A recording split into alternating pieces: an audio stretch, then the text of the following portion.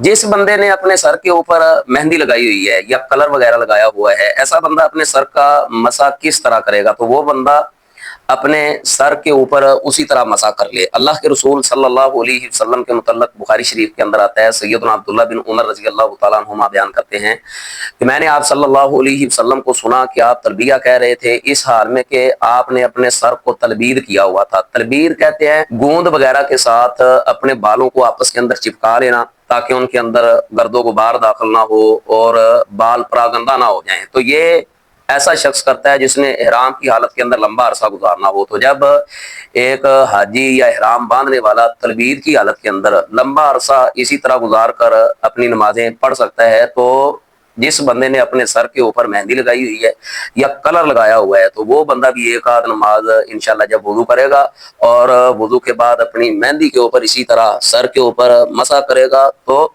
उस बंदे का मसा भी दुरुस्त होगा। दरअसल मसला ये है कि सर के ऊपर जो चीज लगाई जाती है ना, वो सर के हुक्म के अंदर ही होती है। तो जैसे आप सर का मसा करेंगे तो सर का मसा दुरुस्त है, इसी तरह आपके सर के ऊपर जो चीज मौजूद है उसके ऊपर जब आप मसा करेंगे तो वो भी सर के हुक्म के अंदर ही होगी। लिहाजा बंदे को वुजू करके नमाज पढ़नी चाहिए। इस वजह से बंदे को अपनी नमाज को लेट नहीं करना चाहिए। वमा तौफीकी इल्ला बिल्लाह।